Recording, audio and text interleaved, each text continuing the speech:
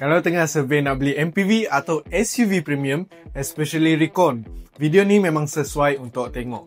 Kadang-kadang bila belik harga, semua nampak lebih kurang je. Tapi yang sebenarnya, beza bukan sekadar rupa atau jenama, tapi features yang datang sekali. So hari ni jom kita share 3 features penting yang patut perhatikan sebelum decide nak beli MPV atau SUV. Tapi sebelum tu, kalau anda suka konten automotif yang ringan dan senang faham, jangan lupa tekan button subscribe. Pertama sekali, comfort. Bab ni memang wajib, bukan sekadar option. Jangan cepat percaya bila nampak kereta badan besar. Dari luar nampak macam kapal terbang. Tapi bila masuk dalam, legroom sempit, seat keras. Baris ketiga pula rasa macam duduk bangku sekolah. Padahal, kereta premium sepatutnya bagi rasa tenang, bukan rasa sempit. Kalau ada anak kecil, mak ayah yang dah berumur atau memang selalu travel jauh, benda macam power sliding door, captain seat sampai rear aircon tu bukan gimmick.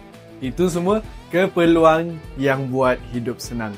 Ni bukan cakap kosong tau. Ada kajian Journal of Ergonomics tunjuk bila posisi duduk selesa dengan ruang kaki cukup, pemandu boleh rasa 30% kurang penat masa drive jauh. Besar beza tu. Lepas tu, jangan lupa pula faktor cuaca. Kita duduk dalam Malaysia, panas dia lain macam. Jadi bila ada ventilated seat, memang rasa berbaloi. Tak adalah rasa macam duduk atas kuali bila kereta parking tengah panas. Detail kecil pun sebenarnya ada impact. Contoh, panoramic sunroof. Anak-anak suka, penumpang pun rasa lebih lega sebab banyak cahaya masuk. Survey Auto Pacific 2021 pun tunjuk lebih daripada 60% orang beli kereta premium sebab nak comfort dulu, bukan sebab engine power. So jelas, orang pilih rasa selesa bukan semata-mata kuasa. Maknanya, kat mana-mana pun orang tetap pilih comfort dulu. Itu sebab, kalau nak beli kereta premium, jangan tengok engine power je. Tengok juga betul-betul bahagian comfort dalam kereta tu. Ni benda yang ramai orang selalu tak perasan bila beli kereta Recon. Safety features. Jangan sebab nampak kereta tu besar, terus rasa confirm selamat. Belum tentu. Sebenarnya ada 2 jenis safety. Yang pertama adalah active safety. Ni teknologi yang tolong elakkan kemalangan daripada terjadi. Contoh, ada adaptive cruise control, lane departure warning ataupun blind spot monitoring. Orang panggil pencegahan awal. Yang kedua pula adalah passive safety. Ni pula benda yang protect kita bila kemalangan dah terjadi. Contohnya, airbags, seatbelt pretensioner, crampon zone dan lain-lain. Dia tak boleh elak aksiden, tapi at least boleh kurangkan impact. Sekarang, kalau cerita pasal kereta datang daripada Jepun, ramai tak tahu sebenarnya banyak model memang dah datang sekali dengan safety package yang lengkap. Jepun memang ketat bab ni.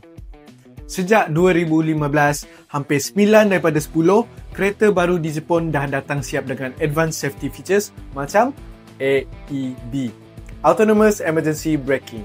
Jadi bila sampai dekat Malaysia lepas 5 hingga 7 tahun, kereta Recon tu biasanya memang dah ada teknologi ni sekali. Ramai fikir benda ni gimmick, tapi sebenarnya banyak beza. Bayangkan tengah drive malam, balik kerja, mata penat berat. Kalau kereta ada lane departure warning, dia boleh bagi alert bila kereta terlari lain jalan. Simple je, tapi benda macam ni boleh jadi lifesaver.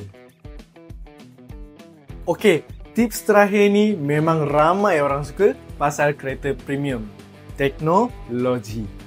Sekarang ni kereta bukan lagi sekadar mesin nak gerak dari point A ke point B. Dia dah jadi macam assistant dalam hidup kita.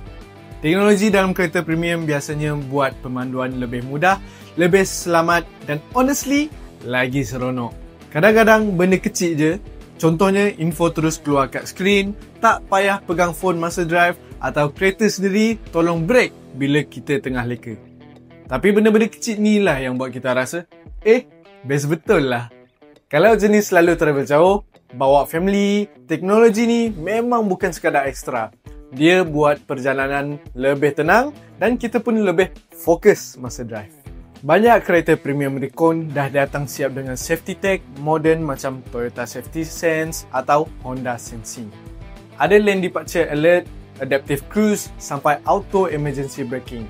Standard kat Jepun and UK, bila masuk Malaysia kita pun dapat rasa level keselamatan tu.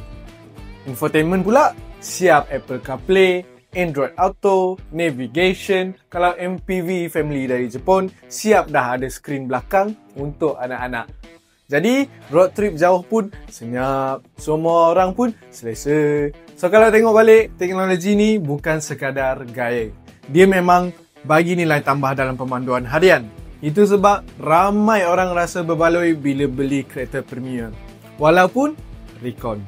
Jadi bila tengok kereta Recon Premium, selain daripada harga dan rupa luar, ambil kira juga bab comfort, safety dan teknologi. 3 benda inilah yang membuatkan pengalaman memandu rasa lebih selesa, tenang dan berbaloi. Bila pilih dengan betul, kereta Recon pula boleh jadi pilihan bijak yang seronok dipandu setiap hari.